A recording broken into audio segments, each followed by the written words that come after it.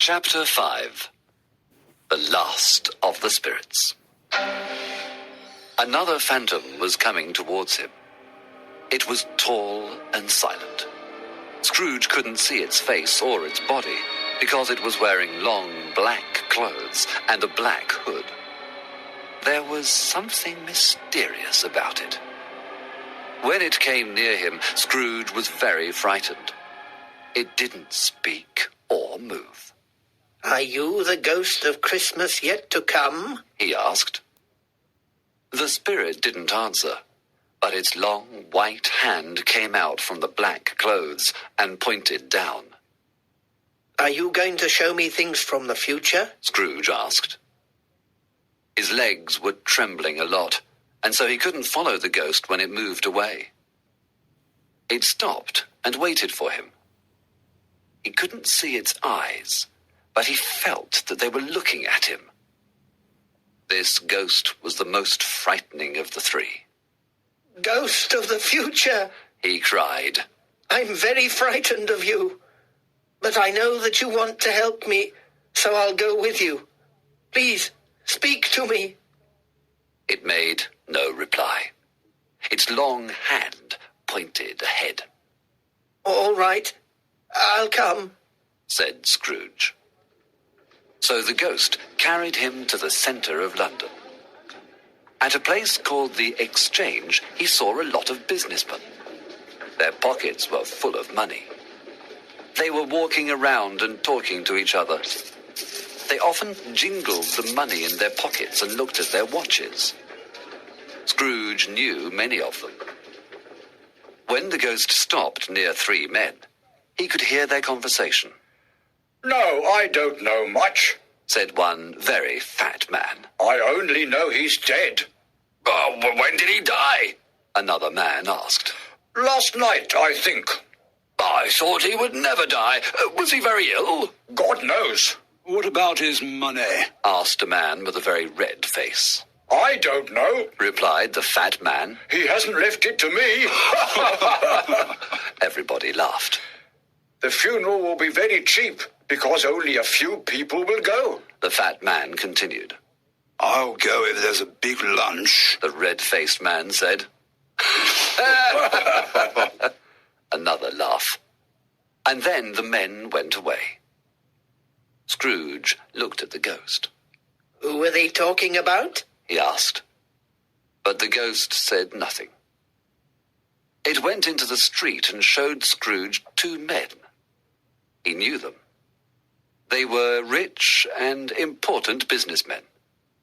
First they said hello. Then one of them said, "Well, he's finally dead." "Yes, I've heard," answered his companion. "Cold, isn't it?" "Very cold, but it's the right weather for Christmas. Would you like to come ice skating?" No, thank you. I'm too busy. Good morning." That was the end of their conversation. Scrooge was surprised. Who were they talking about?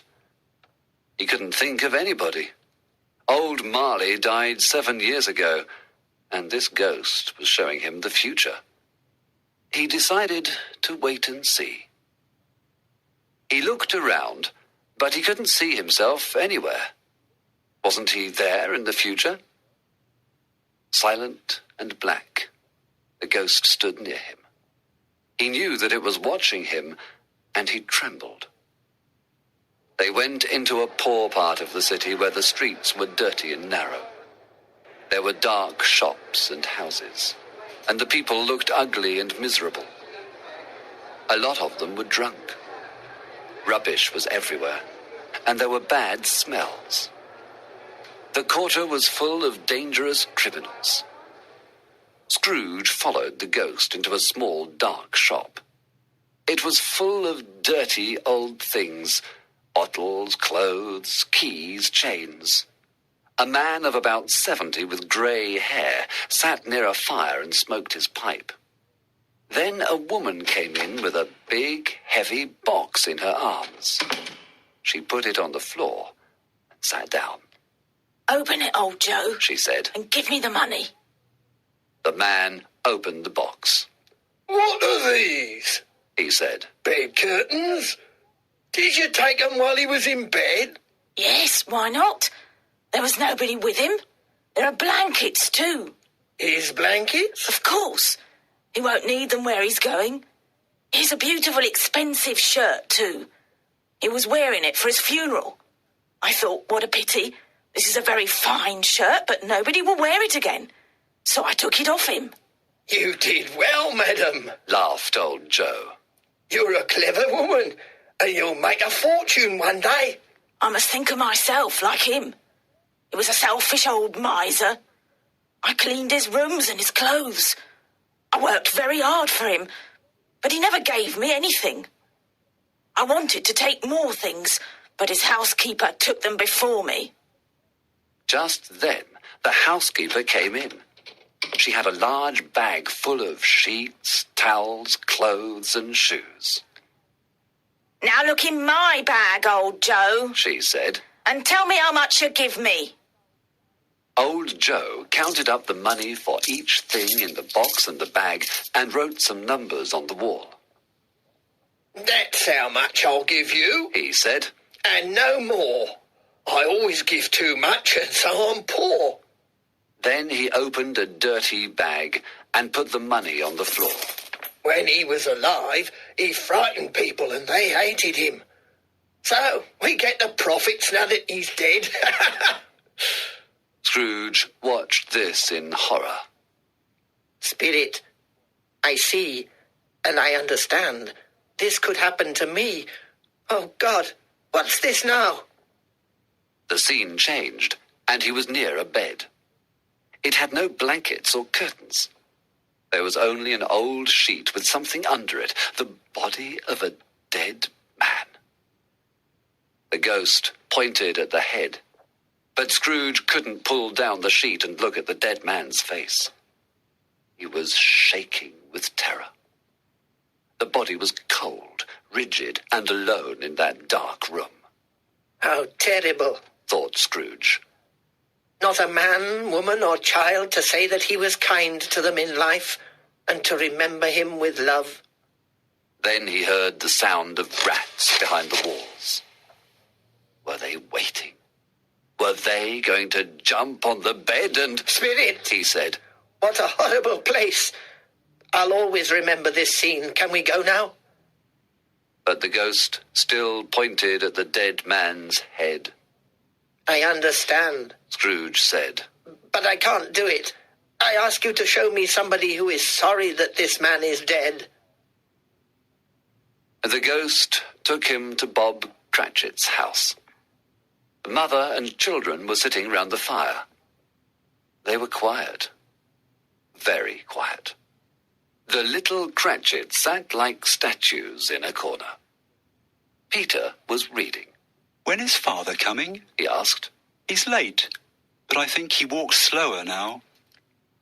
I remember when he walked very fast with Tiny Tim on his shoulder, said the mother. But Tiny Tim was very light, and his father loved him so much. Ah, there's your father at the door. Bob came in. He drank some tea while the two little Cratchits put their faces close to his, saying, Don't be sad, Father. So Bob tried to be cheerful. But suddenly he cried. My little child, my little boy. He went to a room upstairs. It looked as bright and happy as Christmas. He sat on a chair next to the bed. There was a little child on it. It was Tiny Tim, and he wasn't sleeping. He was dead. Bob kissed the little face. Then he went downstairs. I met Mr. Scrooge's nephew in the street, he told the family. He asked me why I was so sad. When I told him, he said he was very sorry and wanted to help us. I think he's going to find a job for Peter. He's a very good man, said Mrs. Cratchit. Yes. Children, when you all leave home in a few years, you won't forget Tiny Tim, will you? Never, Father. They all cried. Thank you. I feel happier now, Bob said. Scrooge said to the ghost, Oh, please tell me who that dead man was. The ghost took him near his office, but it didn't stop. Wait, Said Scrooge. my office is in that house. Let me go and see what I'll be in the future. The ghost continued walking. Scrooge ran to the window of his office and looked in. He saw an office, but it wasn't his. Everything was different, including the man at the desk. He followed the ghost again. It stopped at the gate of a cemetery. Am I going to learn the dead man's name now? Asked Scrooge. The spirit led him to a grave. He went near it, trembling. Before I look at the name, He said, answer me one question. Is it really necessary for these things to happen, or are they only possible? The ghost didn't answer. I mean, if men change their lives and become better, will the future change too? Is this what you want to tell me? The ghost was silent. Scrooge went slowly towards the grave, still trembling. He read the name on the gravestone. Ebenezer Scrooge. He fell on his knees. I was the dead man in the bed. Oh, spirit! Oh, no, no. Listen, I've changed. I won't be the same man as before. Tell me there is still hope. Please, tell me that if I change my life, the things that you have shown me will be different. The spirit's hand trembled. I will celebrate Christmas with all my heart, Scrooge continued. and I'll always try to have the Christmas spirit every day of the year. I will live in the past, the present, and the future. I will not forget the lessons that they teach. Oh, tell me that I can clean the name off this stone. Scrooge held up his hands to the ghost, but suddenly it vanished. There was only a bed curtain in front of his eyes.